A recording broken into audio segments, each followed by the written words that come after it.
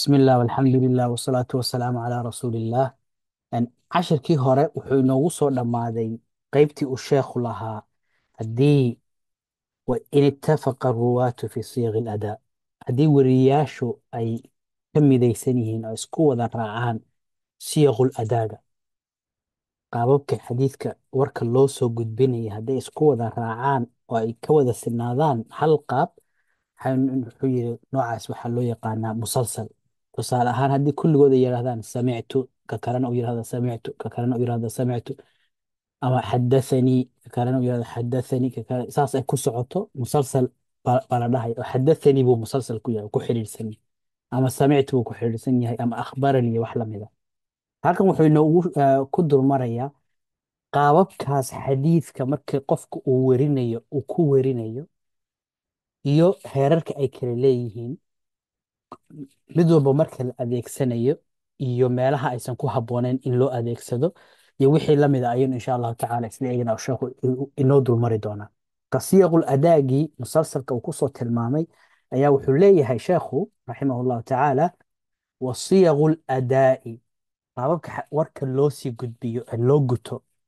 xadiidka wuxuu leeyahay laba dhinac. mar waxa weeyaan qofku isaga xadiidkii qaadanaya, waxaa leeyahay waa taxamul, inuu isagu xadiidkii qaato oo xambaarto, waxaa la yidhahdaa taxamul. in uu cid kale u sii gudbiyo oo sii wariyana waxaa la yidhahdaa adaa. waxay leedahay qaadasho iyo sii gudbin, labadiina isla ereyadii baa loo adeegsanayaa, isla siyaqdii bay leeyihiin. marka siyaqul adaa iyo taxamulkii marna wuxuu leeyahay samictu, samictudii buu ardaydii ku siinayaa, ardaygiina markuu sii warinayo isna wuxuu sidii ereyadii buu sii isticmaalaya. marka way iskeenayaan labadooda. markaan siyaqul adaaga ka hadlayno, siyaqu taxamulkiina way ku jiraan. marka sheekhu wuxuu leeyahay wasiyaqul adaa'i, qaababka warka lagu guto waxa weeyaan samictu weeyaan, waxadathanii, uma akhbaranii, dabadeedna akhbaranii. marka samictu iyo xadathanii wuu israaciyey, wobuu iyaga u dhexaysiiyey. kadibna wuxuu yidhi akhbaranii wa qara'tu calayhi, labadaasna waa isla socdaan. ثم كدب حويان قرئ عليه وأنا أسمع. ثم هذا التاسنا وحكوسي حكت أنبأني. ثم إذا وحكوسي حكت ناولني. ثم شافهني. ثم كتب إلي. ثم عن ونحوها. عن يوحي لم يرى. سمعت حويان وان مقل قفكو أرضي مركو حديثك مقلة وحليه هي وان مقلي. وحدثني وحو إيشاك وحو إي ورمي. kadib wuxuu leeyahay waxaa iyadana imanaysa akhbaranii, wuxuu ii waramay.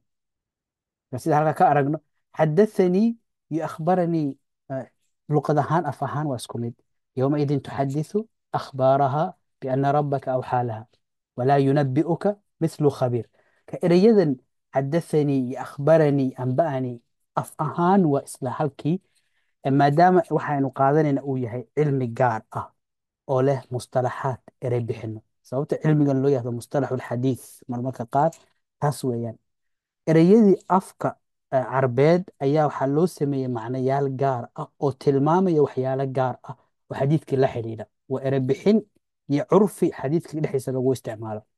marka xadiidka markaan joogno waxaan leenahay xadathanii iyo akhbaranii iyo anba'anii, iyagoo isku macne ah luqad ahaan, ayay halkan macnayaal kala duwan tilmaamayaan. saas inaan af soomaali ahaan markay noqoto xogay way ciriiri bay yara gelaysaa, in la kala leexleexiyo waa kalifaad badan, laakiin macnihii waa isla mid, ee adeegsigii baa kala duwan. wuxuu leeyahy waxadathanii, wuxuu ii waramay. uma dabadeed akhbaranii, wuxuu ii waramay. wa qara'tu calayhi, waxaan ku dul akhriyey. uma waxaa ku xigta markaa quri'a calayhi, waxaa lagu dul akhriyey sheekhii wa ana asmac, aniga oo maqlaya. uma waxaa ku xigta marka anba'anii, wuxuu ii waramay. uma waxaa ku xigta naawalanii, wuxuu ii dhiibay. sheekhu inuu kitaabkii ama qoraalkii ardaygii ama ciddii xadiidka qaadanaysa u dhiibo, gacanta ugu dhiibo, ayaa naawadanii taasay tilmaamaysaa, wuxuu ii dhiibay, kitaabkii kasoo qaad. uma dabadeed shaafahanii baa ku xigta. shaafahanii waa wixii mushaafaha, wixii afka laga yidhaahdo, hadal ahaan loo yidhi ayaa ku xigta. uma dabadeed kataba ilaya, wuxuu ii soo qoray. uma midda darajada ugu hooseysana waxaa weeyaan can wanaxwuha iyo wixii lamid ah. sideed heer ayay leeyihiin siyaqul adaagu, waana kuwan can ba qaybtan ka joogta, laakiin waxaa jira kuwo kale oo la macno ah oo qaarkood aynu soo marnay. waxaa la mida qaala, waxaa la mida rawaa, wuxuu wariyey, qaala wuxuu yidhi, dakara wuxuu sheegay, iyo wixii la mida. falawalaani labada hore, samictu waxadathanii, waxaa iska leh oo adeegsanaya liman samica waxdahu, qofka keligii maqlay xadiiska ka maqlay min lafdi sheekh, sheekhi oo xadiiskii sheegaya waadi sheekha ayuu maqlay keligii wayaan. waana samictu wa aniga anaa maqlay, xadathaniina wuxuu ii sheegay waa hal qof. marka qofkii keligii maqlay ee ereygii sheekha iyo xadiiskii sheekha oo sheegaya maqlay ayaa labadan isticmaali kara. fain jamaca hadduu yidhaahdo samicnaa, ama uu yidhaahdo xadathanaa, oo uu wadareeyo, wadar hadduu ka dhigo, macnaheedu waxa weeyaan famaca gayrihi, cid kaleu la maqlay. isagoo cid kale, iyadoo cid kale weheliso ayuu sheekhu u sheegay. yani keligii maaha, marna waa keligii siday labadani sheegayaan, marna waa wadar oo samicna ama xadathana iyo wixii lamida ayuu isticmaalaya. taas waa qaybta koobaad. wa awaluhaa, labadan falawalaani, midda sii horeysa samictu ah waan maqlay, asraxuhaa iyada ugu cad. samictu ayaa ugu asraxu ahaa, ugu cad, ugu bayaansan, wa arfacuhaa uguna sarraysa bilimlaa'i markii yeedhinta la joogo. marka xadiidkii sheekhu uu sheegayo, dad ardaygiina uu qoranayo oo loo yeedhinayo, taasa ugu sarraysa ayuu leeyahay sheekhu raximah llahu tacaala. waayo markii warkii la yeedhinayo, waxaan xusuusanaa markii macallinku waxay noo yeedhin jiray, waxaa laga yaaba inaad wixii aad fahmi weydid aad weydiisid oo uu kuugu celiyo, ama uuba asalkiisa horeba dhowr mar ku celceliyo, si wax kasta loo saxo oo qof walba wax quman uu u qorto. marka imlaagu waa taas. marka imlaaga la joogo, samictu waan maqlay, yani haddana waxaa ku jirta waan qortay markaa, ama waan xifdiyey, ayaa ugu sarreysa ayuu leeyahay sheekhu. waathaalithu, midka saddexaad, waaraabicu, iyo midka afraad, liman qara'a binafsihi. thalith waxa weeyaan akhbaranii iyo qara'tu calayhi ayaa thalith iyo raabica.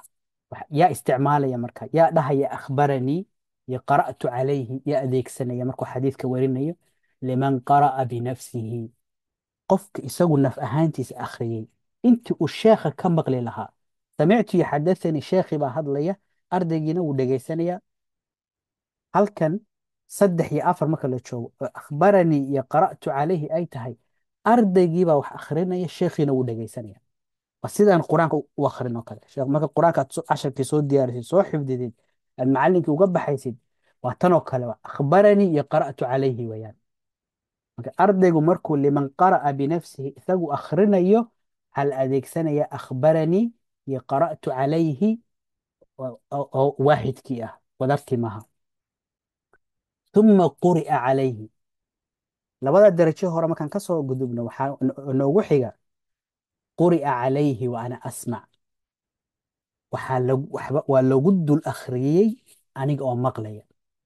marka ardaygu haddii uusan isagu ahayn ka wax akhrinaya, ee xalaqadii uu joogay cid kale oo la fadhida ay xadiidkii akhrinayso, sheekhiina uu ka dhegaysanayo, ka saxayo, markaas isagu wuxuu isticmaalaya, uu leeyahay quri'a calayhi, sheekha waa lagu dul akhriyay xadiidkan, wa ana asmac, aniga oo maqlaya ayaa lagu dul akhriyey. marka hadduu yidhaahdo qara'tu calayhi isagoon ku dul akhrinin, macnaheedu waxa weeyaan run muu sheegin. waynu soo marnay saamaynta ay taasi ku yeelan karto. waathaalithu waaraabicu, ka saddexaad iyo ka afraad, liman qara'a binafsihi, waa kii isagu akhriyay, akhbaranii iyo qara'tu calayhi. uma quri'a calayhi wa ana asmac, kadib waa lagu akhriyey anigoo maqlay. marka wuxuu leeyahay fain jamaca, haddii uu intan liman qara'a binafsihi hadduu wadar ahaan u sheego, fahuwa kalkhaamis, ka shanaad oo kale ayuu noqonaya. walinbaa'u, anba'anii, warramiddu bimacna alikhbaar. alinbaa iyo alikhbaar waa isku macne. marka akhbaranii iyo anba'anii waa isku macne, keliya waxay ku kala duwan yihiin ilaa fi curfi almutaakhiriin, is-afgaradkii culimadii dambe, mutaakhiriinta. culimada xadiidka markaan qaybinayno, labaa loo qaybiya waxaa la yidhahdaa mutaqadimiin waa culimadii hore waa raacii hore iyo mutaakhiriin cilmi xadiidka bilowgiisii hore sidaan soo tilmaamnay ereybixinadan qaarkood halka ay hadda ku xasileen ma aysan joogin waxaa jirtay in ereyada siyaabo sidan ka fudfudud marmarka qaar loo adeegsanayay laakiin markii dambe ay kala baxeen markii dambe waxa ay ku xasishay oo curfigii mutaakhiriintu uu noqday anba'anii akhbaranii iyagoo luqadii isku mid ah in ay cilmu xadiidkii laba macno kala qaadanayaan oo anba'anii waxaa loo isticmaalayaa fahuwa lilijaazati kacan ijaazo marka lagu werinayo warkii ayaa la isticmaalayaa ijaazadaasna sidoo kale waxaa loo isticmaalaa kacan can oo kale sida can ijaazada loogu isticmaalo ayaa isla sidaasoo kale anba'anii loogu isticmaala culimada qaar marka ijaazo wax ku warinayaan ijaazadu maxay tahay intii xadiisyadii tusaale ahaan saxiixulbukhaari uu ardaygu rabaa inuu sheekhii ka qaato halkii uu xadiis dulmari lahaa oo xadiidka koobaad inama alacmaalu bilniyaat intuu kasoo bilaabo ilaa iyo xadiidka ugu dambeeya uu mid walba dulmari lahaa ama isagu akhrin lahaa oo sheekhu ka sixi lahaa ama uu sheekha ka dhegeysan lahaa wuxuu samaynayaa sheekha wuxuu leeyahay kitaabkan saxiixulbukhaariga ee aan anigu wariyey waad iga sii warin kartaa ijaazan ku siiyey si duuduub ah buu kitaabka uga warinaya sheekha halkii uu xadiis iyo tafaariiq uga qaadan lahaa taas baan ijaazo la dhahaa wayna inoo soo socota insha allahu tacala waan kasii hadli doona marka wuxuu leeyahay marka ijaazo wax lagu werinayo sheekhaasoo ardaygaasoo kale xadiidka saxiixulbukhaariga ijaazo ku qaatay hal iyadoo duuduub ah uu sheekhu yiri waad iga warin kartaa marka uu warkaas sii warinayo ee arday kale uu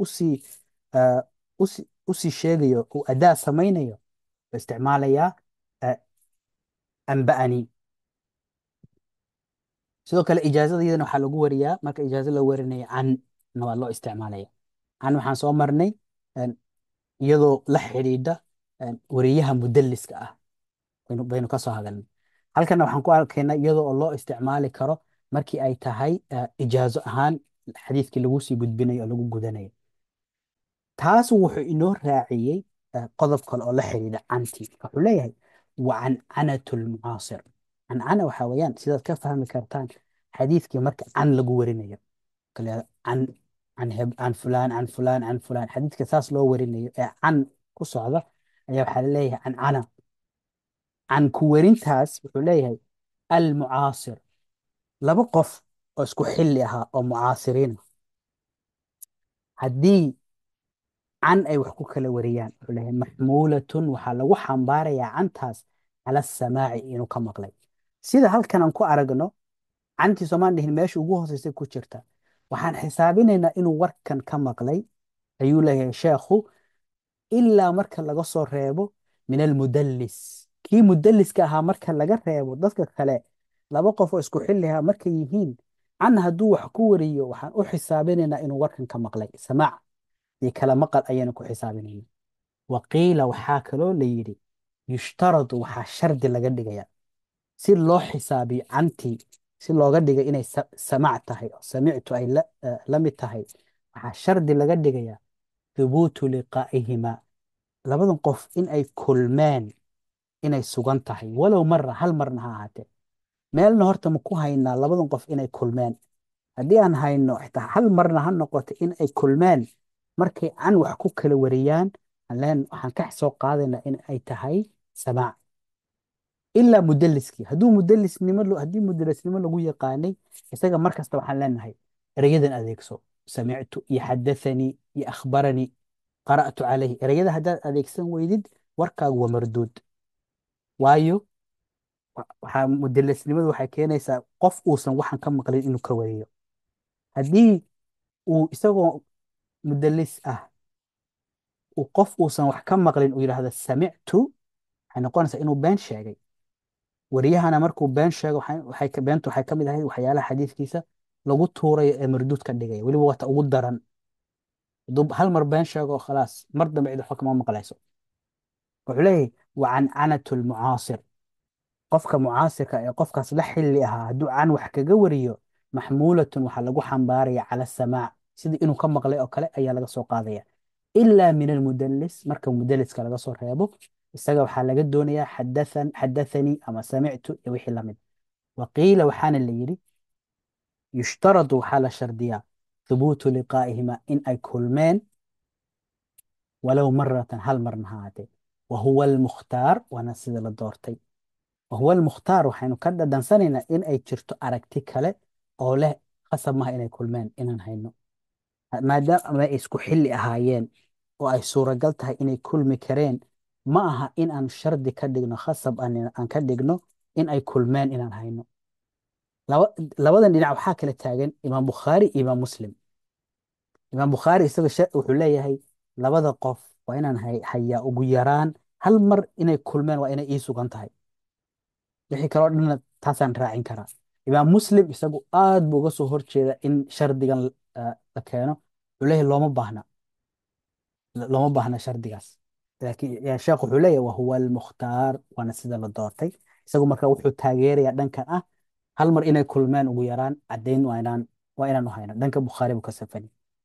ka qaybta koobaad sheekhu inoo tilmaamayaa waa qaybtaas oo inoogu sheegayo qaababkii xadiidka lagu sii warinayey laguna qaadanayey. marka haddaan iyagiyo wada isla socda halkan ka eegno waxa weeyaan midda koobaad waa 8 baynu nidhi.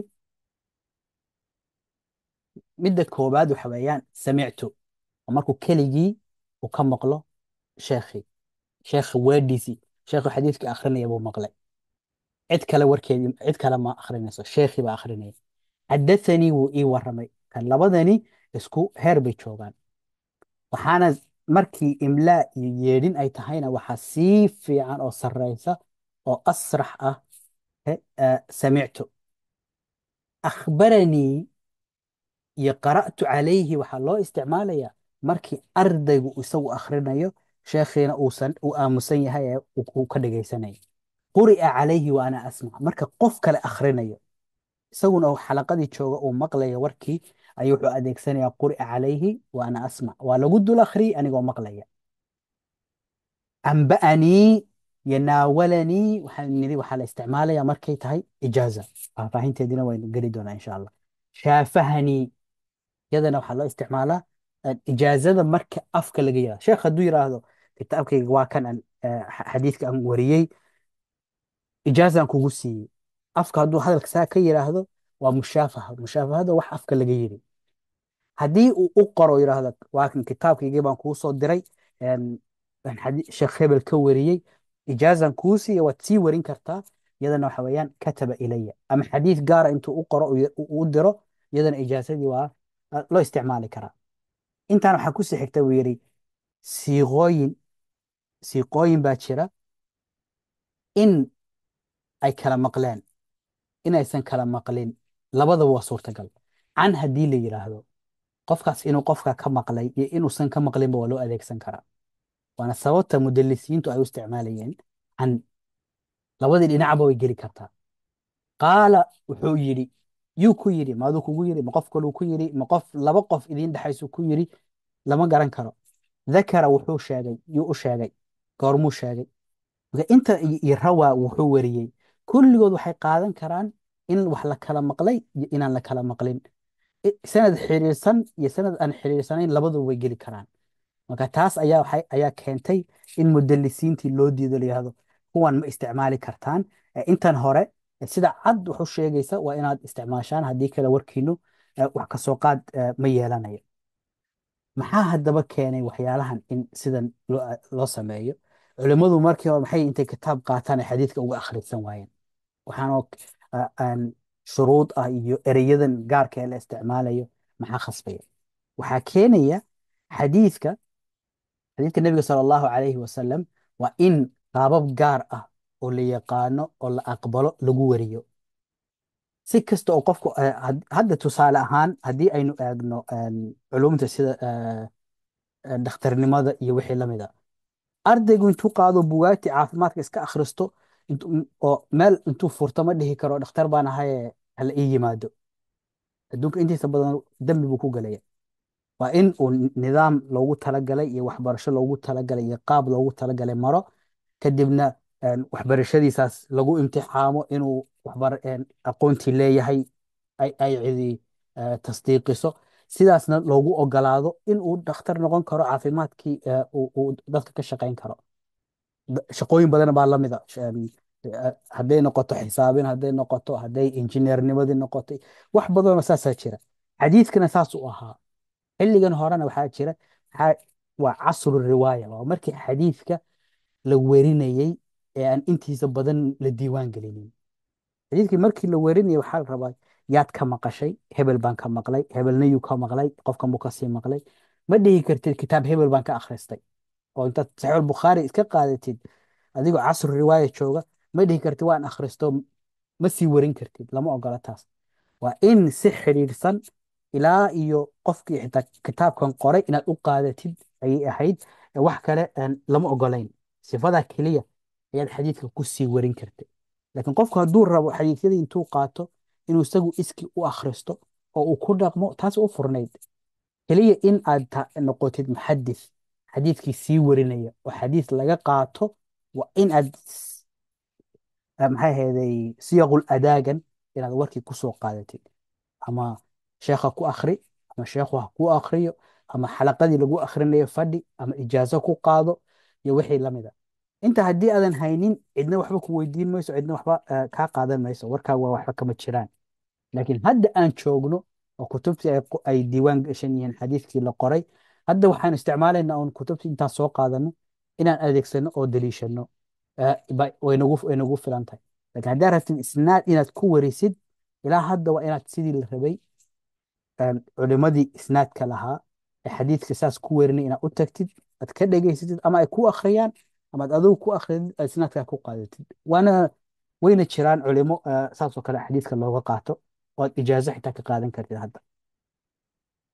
intaas waa ahmiyadda ay leeyihiin ereyadan iyo sababta aan looga boodeynin loo isticmaalayo. haddii aynu eegno culimadii hore waxay samayn jireen iyo qaabkii ereyadan ula dhaqmi jireen iyo ahmiyadda ay u lahaayeen. tusaale ahaan waxaa jirta khatiib albagdaadi sheekhiisiiba wuxuu weydiiyey mar, oo ku yidhi, markaad xadiidka warinaysid, aad ka warinaysid abulqaasim, sababta aad samictu u tidhi ee aadan xadathanii u dhahaynin maxay tahay? maxaad ereyga u isticmaashay? wuxuu leeyahay abulqaasim wuxuu ahaa isagoo hiqo ah oo nin wanaagsan ah, haddana casiran fi riwaaya. habashuu ka muujinaya qaabkii wax looga qaadanayey. dadku bani aadamku sida hadda ognahay, dad waxaa jira iska kakan oo dadka qaar aysan istabeecad fahmaynin. marka wuxuu yihi, fakuntu ajlisu xaysu laa yaraani, meel uusan iga arki karin baan fadhiisan jiray, walaa yaclamu bixuduuri, inaan meesha joogana isaguna mana oga. falihaada aquulu samictu. haddii aad tiraahid xadathanii, wuxuu ii waramay, qof aan ku arkayninba oo aan ogeyn xitaa inaad xalaqada joogtid, oo laga yaabo inuusan raalli ka ahayn inaad joogtid, ma dhihi kartid xadathanii wuxuu ii waramay, ama akhbaranii, ma dhihi kartid. marka warkii waad maqashay, ereyga munaasabka ku ah ead ku sii warin kartaa waxa weeyaan waa samictu. u fiirso sida ay isaga dhowrayaan in ay adeegsadaan ereyo aan munaasab ku ahayn qaabkii warka u maqleen, qaab aan ahayn inay u adeegsadaan. marka wuxuu leeyahay sidaa awgeed, maadaama uusan aniga ii waramaynin, ma dhihi karo wuxuu ii waramay iyo wuxuu ii sheegay toon. sidoo kale abu daawuud sunankiisa wuxuu xadathana abu daawuud qaala quri'a cala alxaarith ibnu miskiin wa ana shaahid. waxaan nidhi xalaqadii aad joogtid, sheekh haddii cid kale ku akhrinayso waxaad dhihi kartaa quri'a calayhi wa ana asmac. marka wuxuu leeyahay quri'a cala xaarith ibnu miskiin ayaa lagu dul akhrinaya xadiidka, wa ana shaahid, aniga oo jooga. qaabkan waxa weeyaan akhbarakum ibnu wahab qaala akhbaranii malik can abi zinaad can cabdiraxmaan ibni hurmuz can abi hurayra ana rasuula allahi sala allahu alay wasalam qaal. xadiidkan waxaa lagu dul akhriyey xaarith miskiin anigoo meesha jooga ayuu yidhi. sababtu u leeyahayna waxa weeyaan, isagu dadkii xalaqada sheekha fadhiyey ee warka loo sheegay kuma usan jirin. sida awgeed wuxuu iska dhowrayaa inuu adeegsado siiqo iyo siyaqul adaa aan munaasab ku ahayn qaabkii uu warka u maqlay. imaam nasaa'i sidoo kale. imaam nasaa'i iyo xaaris ibnu miskiin xogay waa isku yara dhacsanaayeen. sheekhu marka uma uusan ogolayn inuu xalaqadiisa yimaado oo xadiidka ka dhegaysto. sida awgeed imaam nasaa'i wuxuu samayn jiray fakaana yatasattaru fi mawdicin wayasmacu xaytu laa yaraah. intuu sheekha ishiisa uu ka dhuunto oo meel kala fadhiisto ayuu dhegaysan jiray xadiidka isagoo aan sheekhu arkayn. ma u fiirso, labadiinaba way ka dhuumanayaan, ma rabaan inuu arko. marka ay ka warinayaanna ma isticmaalayaan xadathanii iyo akhbaranii, waxay isticmaalayaan siiqo kale oo warkii ay kusii gudbiyaan.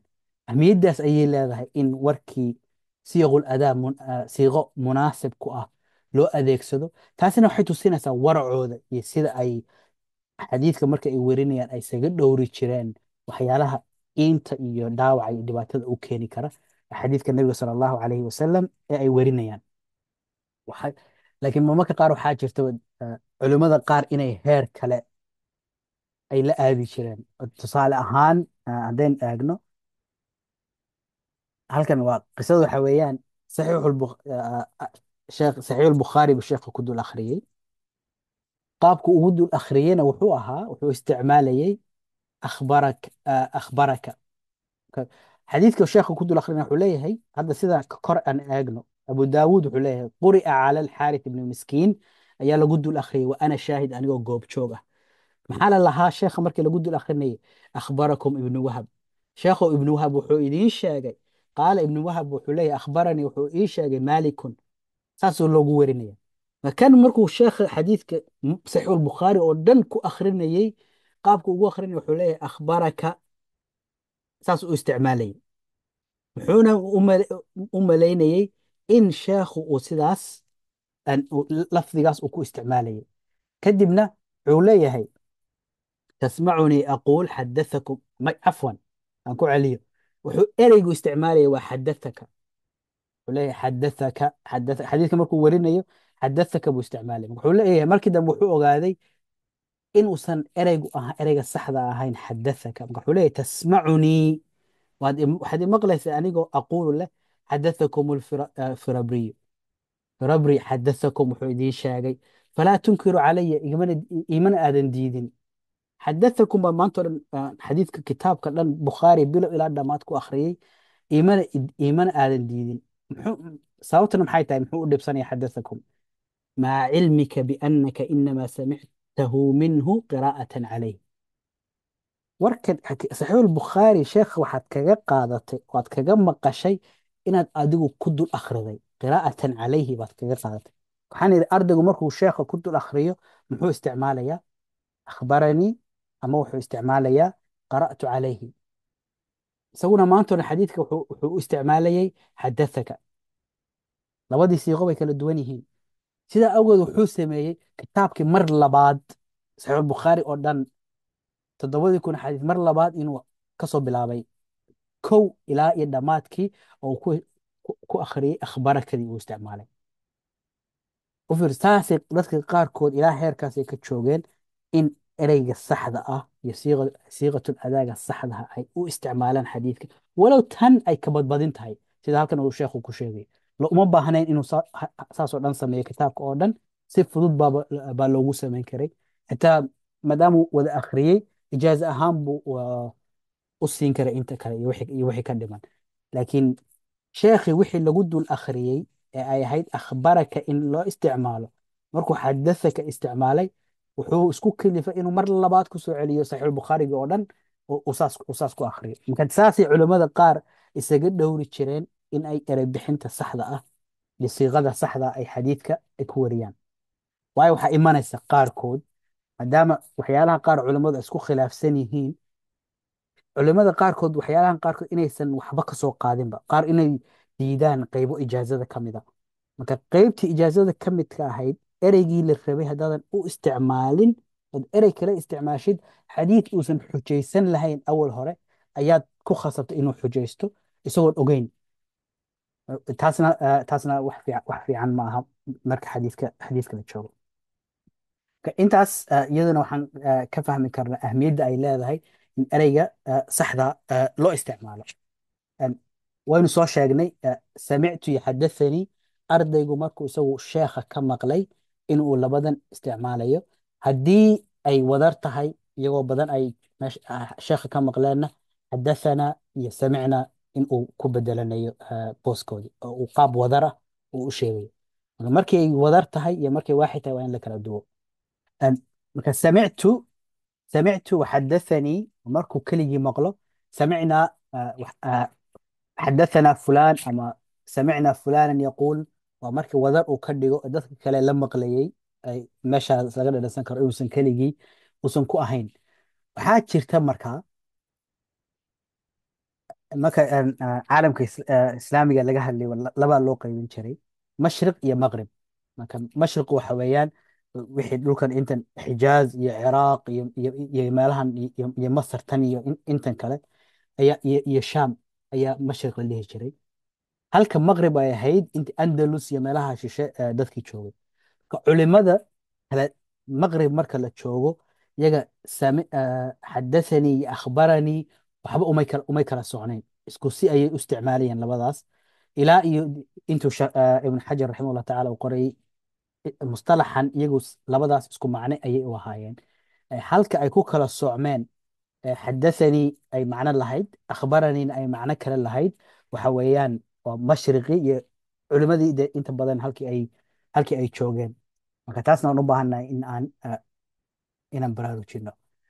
marar baa waxaa dhacda meeshii xadathanaa in nuunkaas ku jira, waynu naqaana nuunun cadama wax la yidhaahdo, in qofku isagoo keli ah in uu sida boqorradoo kale isticmaalaan in qaab wadar ah loo hadlo oo xadathanaa la dhahayo iyadoo uu hal qof yahay cidda hadlaysa aysan wadar ahayn. marka laakiin sheekhu wuxuu leeyahay waa dhif wax aada loo samayn jiray ma aha. xadathanaa markay tahay badanaa waxa weeyaan waa in dad kale la joogeen oo ay la maqlayeen. waxaynu nidhi sheekha marka ardaygu ku akhriyo akhbaranii ama qara'tu calayhi ayuu adeegsanaya. sida tusaale ahaan waxaan hore uga soo hadalnay imaamu shaafici raximahu llahu tacaala inuu kitaabka muwada isaga oo yar intuu maka ka tegey uu madiine tegey uu imaam maalik uu ku dul akhriyey. sheekhu markuu u tegay uu yidhi cid ku akhrida keenso. wiilka yar markuu arkay wuxuu yiri wuxuu u baahan doonaa cid xadiidka u akhrida. laakiin isagu markuu akhriyey uu aad ula dhacay maadaama uu luqadiisa ay aad fasiix u ahayd, oo markuu yaro joojiyey u dhihi jiray war wad sii wad, isagoo macaansanaya qaabka uu xadiiska u akhrinayo. imaamu shaafici raximahullah tacaala markuu uu ka warinay imaam maalik, tusaale ahaan waxaan arkaynaa wuxuu leeyahay akhbaranaa maalik can moxamed ibni yaxya. sidoo xadiidka kalen akhbaranaa maalik. akhbaranaana waxay nidhi waxaa loo isticmaalayaa markii ardaygu uu sheekha ku dul akhriyo, sheekhuna uu dhegaysanayo uu saxayo markii hadduu wax qalada sameeyo. culimadana qaar baaba akhbaranaa in uu sheekhu dhegaysto ardayguna akhriyo sida qur-aanka oo kale qaar baa door bidaya, waayo sheekhu markuu dhegaysanayo wixii gafe ardaygu sameeyo wuu ka sixi karaa. laakiin sheekhu hadduu hadlayo ardayguna dhegaysanayo, haddii wax khaldamaan way adag tahay ardaygu xitaa hadduu garanayo inuu sheekha joojiyo oo ka saxo. sidoo kale marka qofku wax akhrinayo marar badan waxaa dhici karta inuu sahwiyo ama si kale wax ka khaldamaan. haddii isla sheekhiiba uu yahay cidda akhrinaysa in la saxo markaa way adkaanaysa. taas ayaa waxay keenaysaa in culamada qaar ay door bidaan in ardaygu akhriyo sheekhuna u dhegaysto. waxaa leedahay imaam maalik cidna uma akhrin jirin xadiidka, xadiiskii oo kuu qoran baad la imanaysa adiga akhrinaya, isaguna wuu kaa saxaya haddaad wax qalada samaysid. saasa xadiidka looga qaadan jiray baa imaam maalik raximah llahu tacaala. sidoo kale waxaa jirta in qaarigii naafic inuu ku oran jiray dadka salaada ha ku tujinin madiina, sababtoo ah haddii aad wax khaladid adiga qur-aankii baa lagaa qaadanaya, dadkii baa qur-aankii kaa akhrisanaya oo kaa baranaya. haddii aad wax khaladid waxay u qaadanayaan khaladkan aad ku dhacday halkii ay ku sixi lahaayeen waxay u arkayaan qiraa'o inuu yahay. dadka ha tujinin ayuu ku oran jiray baa layidhi. wayna dhacday nebiga sal ly slam maalin dadka inuu tujiyey in dadkii badnaa ay ku dhiiran waayeen, kadibna qof kale hal qof la hadlay uu yiri "Oo maxaad iigu sheegi weydeen?" ay yidhaahdeen waxaan moodnay in la nasakhay. Marka qofkii markii isagii sheekhii hadduu wax qalada ku dhaco waxaa laga yaabaa in khaladkaas uu saas ku socdo oo cid saxda ama ku dhiirata inay saxdo la waayo.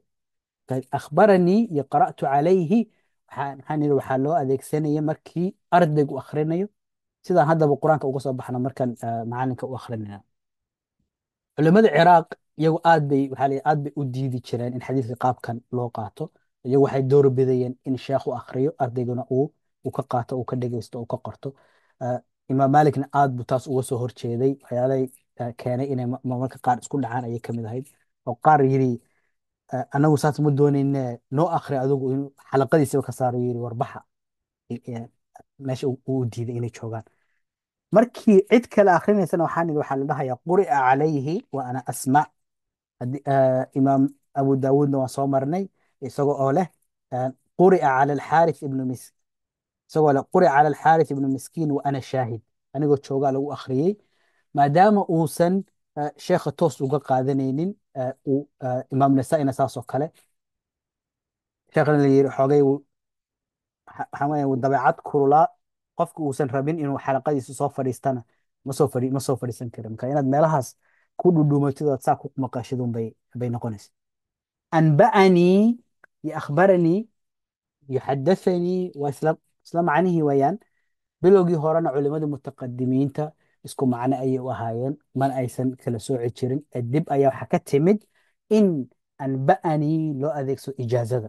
wixii sheekhu ijaaze ahaan si duuduub ah uu kugu yiraahdo waad iga warin kartaa, markaad sii warinaysid inaad anba'anii aad u isticmaashid ayay culimmadu u daayeen, culimadii mutaakhiriinta ahaa oo ay ka dhigeen curfi dhexdooda ah oo ay iyagu isla ogaayeen.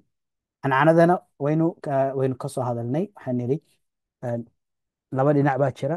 culimada qaar labada qof mucaasiriin hadday yihiin oo isku xilli ahaayeen oo ay suuroobi karta inay kulmeen waxaan ka soo qaadanaynaa inay kulmeen. imaam bukhaari halka uu leeyahay waxaan doonayaa ugu yaraan hal mar oo ay kulmeen inay ii sugnaato aan meel ku haya labada qof xajkay ku kulmeen meel heblaayay ku kulmeen hal mar uun balaan helo inay kulmeen. haddii kale waxaan leeyahay kama soo qaaday inay tahay samac kama soo qaaday. qaybtaas waa qaybtii hore. marka qaybta ku xigta sheekh wuxuu ina leeyahay wa atlaqu lmushaafaha. mushaafahadii marka cashar intii hore waan soo dhamaynay yani marka hore laqaynay waa intii xigtay weeyaan maadaama ay dheer tahay laba bog yihiin inaan hal mar wada xiriiriyo sidana igala fiicnaata inaan kala qaybino si ay u fududaato. marka sheekh wuxuu leeyahay wa atlaqu lmushaafaha. mushaafaho waxay u bixiyeen fi lijaazati almutalafadi biha in ay ijaazadii afka laga yiri fi lijaaza almutalafadi bihi ijaazadii afka laga yiri ee lagu dhawaaqay ayay waxay u bixiyeen almushaafaha. marka markuu qofka xadiidka sii warinay uu yidhaahdo shaafahanii waxaa looga jeedaa ijaazo afka abuu isiiyey in aan warkan wariyo saasuu igu siiyey. xadathanii ma aha oo sheekhu uma sheegin xadiidkaas keligii. akhbaranii lama isticmaali karo iyo qara'tu calayhi oo kuma uusan akhrinin isagoo meeshii joogana cid kale ma aysan akhrinin wuxuu sameeyey ijaaza loo siiyey waa duuduub. marka ijaazadu waxa lagu bixinaya waa wax duuduub ah oo aan mid loo warinaynin. marka markay ijaazadaasi tahay afka laga yidhahdo sheekhu yidhahdo waxaan ijaazo kuu siiyey inaad iga warisid kitaabkaas ama xadiisyadaas aan wariyey waxaa la isticmaalaya buu yidhi almushaafaha. walmukaataba mukaatabana waxaa la isticmaalaya fi lijaazati almaktuubi biha ijaazadii la qoray. sheekhu hadduu ijaazo u qoro ardayga oo qoraal ahaan uu u siiyo iyada waxaa leeyahay mukaataba baan ku magacaabaynaa. mushaafahana tii uu afka ka yidhi ayay u isticmaalaya. labadaas halkaas ayuu sheekhu kaga gudbay. washtaratuu an nidhi naawalanii markuu ardaygu yidhaahdo naawalanii uu ii dhiibay gacantu uga dhiibay. tusaale ahaan ardaygii xadiidka uu ka warinayay xadiidkii oo kitaab ku qoran buu u dhiibay. wuxuu leeyahay washtaratuu waxay shardiyeen fii sixati almunaawala. munaawaladii iyo gacan uga dhiibiddii waxay shardi uga dhigeen si qaabkaas wax loogu wariyo. sheekhi kitaabkii buu ii dhiibay markuu ardaygu yidhaahdo si uu u sii warin karo oo ay u noqoto siiqo wax lagu sii wariyo oo sax ah, si ay u noqoto wuxuu leeyahay waxay shardi uga dhigeen iqtiraanaha bilidn, in idan uu la socdo. haddii sheekhu uusan u idmin biriwaayati inuu sii wariyo, waxba macno ma yeelanayso. kitaabku ii dhiibay markaana, laakiin kitaabku ii dhiibay wuxuuna ii idma inaan ka sii wariyo, waa la aqbalaya munaawaladaas.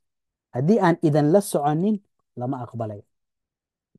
haddii sheekhu maktabadiisa kutubtiisa akhrisanaya hadduu u dhiibo sheekh kitaabka ma eegi karaa tus, uu u dhiibo, hadhow ma oran karo sheekhan ka warinaya xadiidkan, taas kagama warin karo.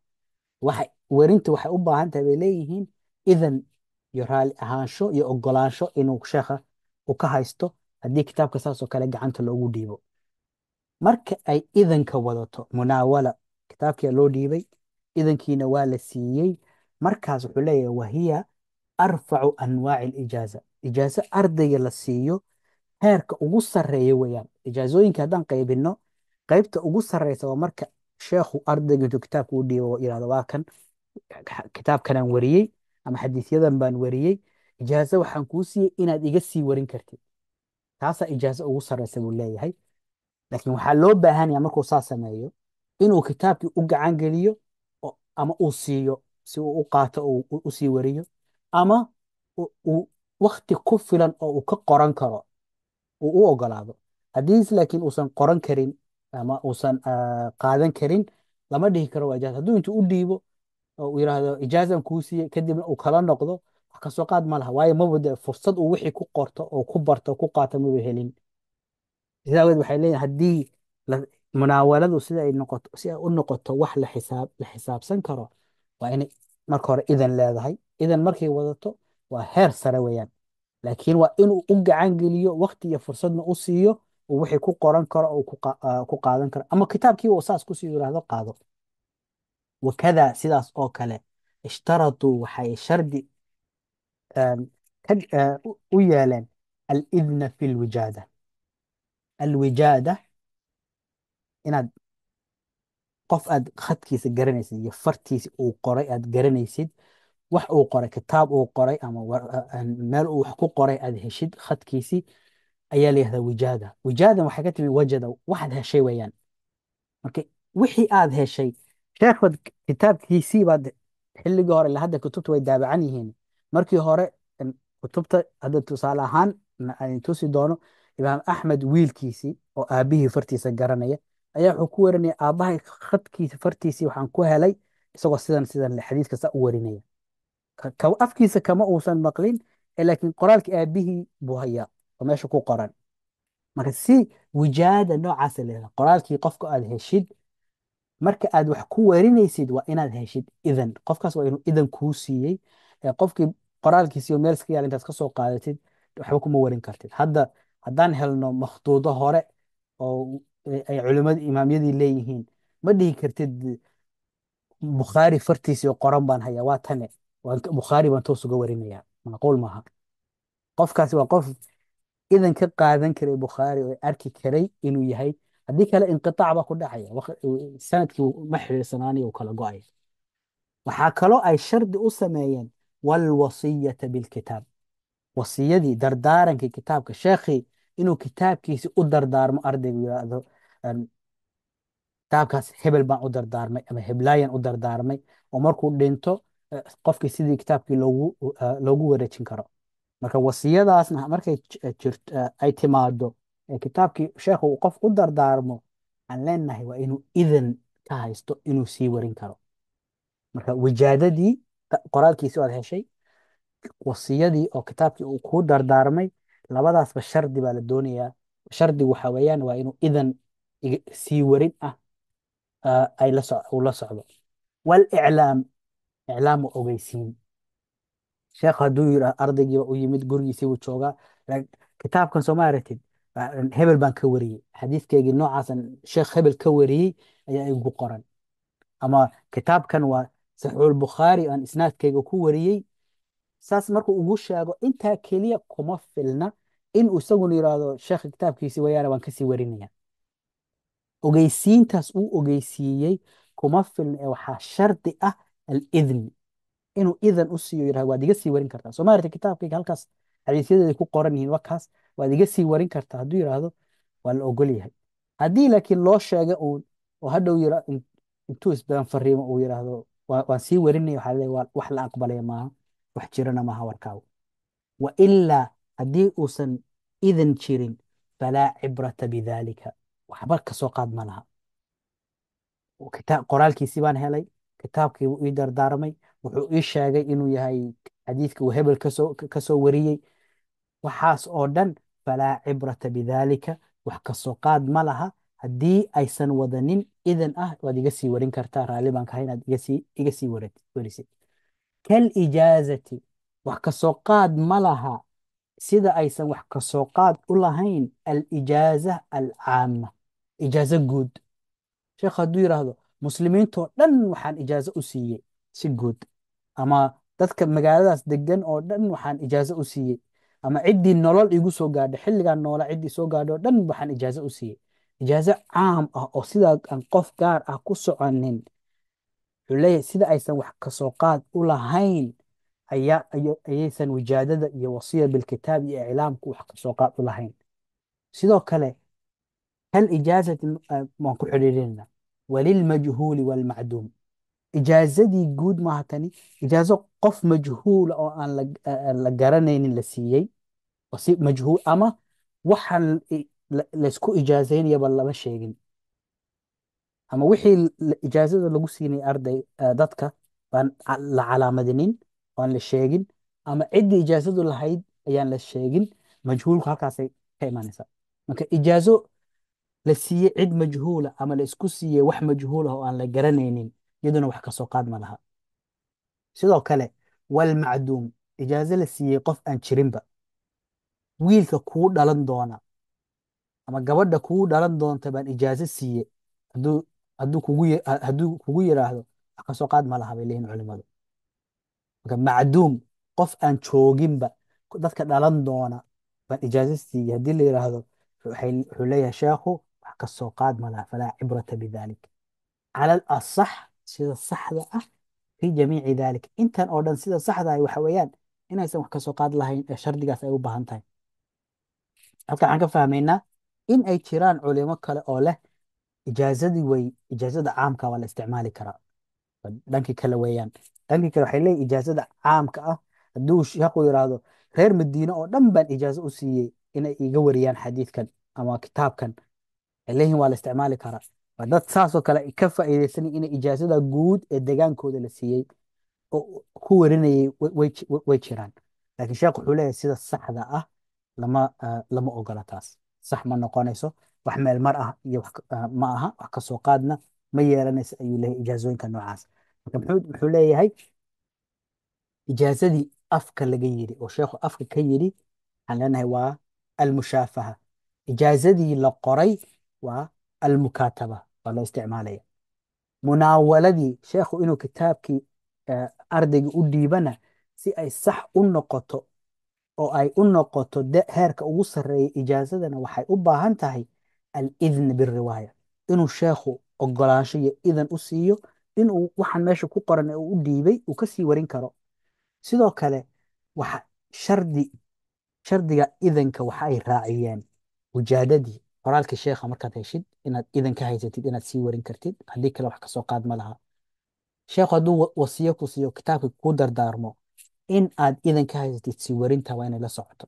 hadduu kuu sheego ku ogeysiiyo kitaabkiisii inuu yahay kan, ama kitaabkii uu hebel kasoo wariyey uu yahay, laakiin uusan idan ku siinin wax kasoo qaad ma laha. hadduu idan ku siiyeyna waad sii warin kartaa. sidoo kale waxaan wax kasoo qaad lahayn buu yidhi ijaazada caamka ah, oo cid walba ciddii nolol igu soo gaadho dhan baan ijaazo siiyey, lama aqbalayo. qof majhuul ah ama shay majhuul ah ijaazo in lagu bixiyana wax kasoo qaad ma laha buu leeyahay. qof aan weli jirinba oo aan dhalaninba isagana in ijaazo la siiyo lama ogola ayuu leeyahay sheekhu, cala alasaxi fi jamiici dalik, sida saxda ah, intaas oo dhan sida saxda ka ahi waa inaan la ogolayn ayuu leeyahay. marka waxaa ijaazadii iyo qaybaheedii iyo sida loo kala isticmaalayo, hadday qoraal tahay, hadday afka tahay, haddii gacanta looga dhiibay, maxaa idan u baahan, maxaan idan u baahnayn, ayay intaasina ay la xidhiidhaa oo ah qeybtii ugu dambeysay intii uu kaga hadlayey siyaqul adaaga. Haddaan dhowr tusaale haddaan eegno, waxaan idhi qoraalka kataba ilaya ay ka mid tahay siyaqul adaagii xadiidka lagu sii warin karay. tusaale saxiixulbukhaariga waxaa ku jira qaala abu cabdallah waa imaam bukhaari kataba ilaya maxamed ibnu bashaar. يعني كتب إلي حد halkan siiqadii xadathana baa halkan ku jirta, halkan can baa ku jirta, laakiin middan kuma badna kutubta markaan arkayno, isaguna aad uma adeegsado, laakiin waxayna tusinaysaa in ay tahay siiqo ilaa kutubta saxiixaynka ku jirta. kataba ilaya wuxuu ii soo qoray marka sheekhu kitaabkii xadiidkii afkiisa kama uusan maqlin siyaqul adaaga iyo qaabka uu ka qaatay waxa weeyaan waa waraaq uu maxamed ibnu bashaar u qoray bukhaari. saas ayuuna ku warinaya markuu xadiidkii sii warinayo. ma uusan dhihin akhbaranii, ma uusan dhihin samictu, ma uusan dhihin xadathanii. sidii uu xadiidka ku helay ayuu kusii gudbinaya oo uu kusii warinaya. sidoo kale imaam axmed wiilkiisi wuxuu leeyahay kan waxaan ka imasa kitaab ulcilal, wajadtu fi kitaabi abi, waxaan kitaabkii aabbahay ka helay bikhadi yadihi, farti gacantiisa. farti aabihii buu garanaya, waana kitaabkii aabihii de gurigii buu yaallaa. wuxuu leeyahy wajadtu fi kitaabi abi bikhadi yadihi, kadibna wuxuu inoo sheegayaa isnaadkii xadiidka.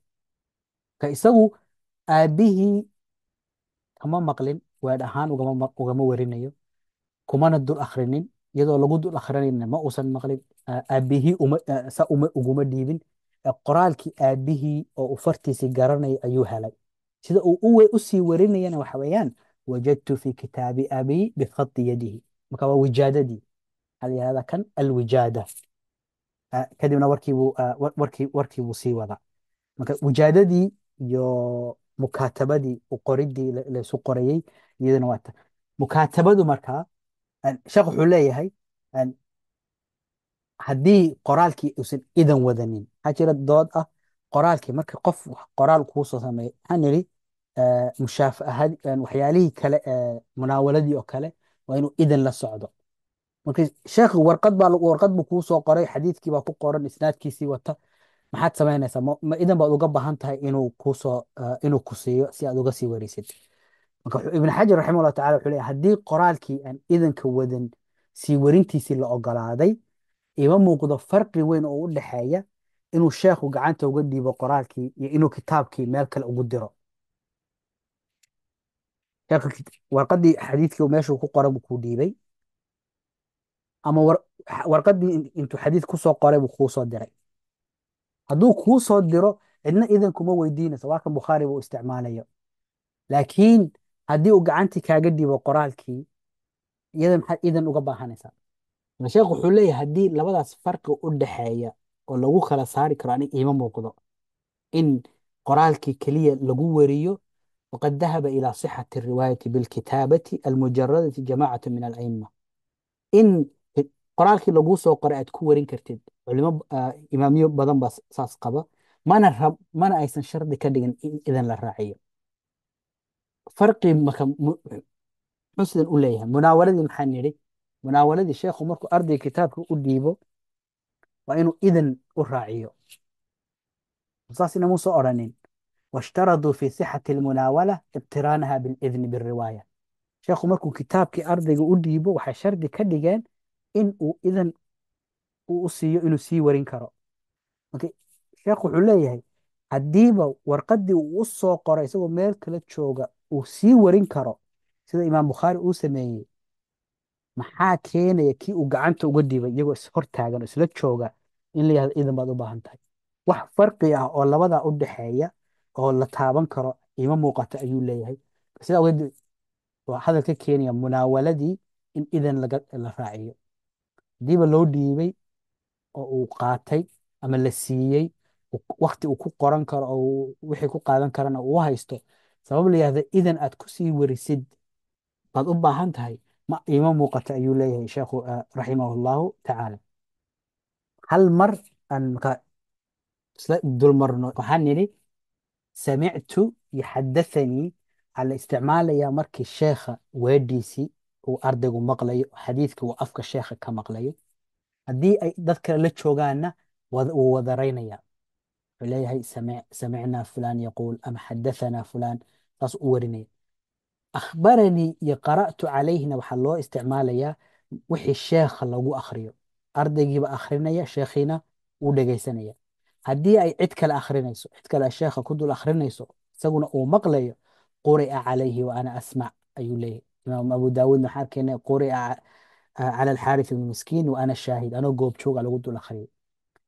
haddii warka la warinayo ay ijaazo tahay, si duuduub ah, xadiid ugama warinayo, ee ijaazo duuduub ah la siiyey, wuxuu isticmaalayaa amba'anii ayuu ijaazadii ku warinaya. sidoo kale ijaazada waxaa lagu warin karaa can.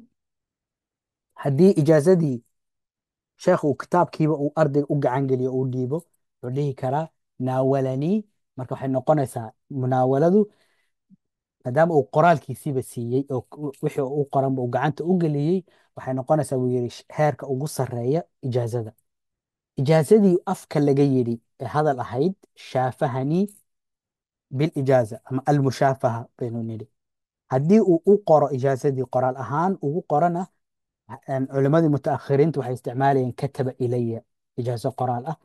walow bilowgii hore wax kasta oo la isu qoro loo isticmaalayey, aysan ku koobnayn ijaazada. markii dambe waxay isugu soo ururtay ijaazadii qoraalka ahayd in loo isticmaalo mukaatabadii.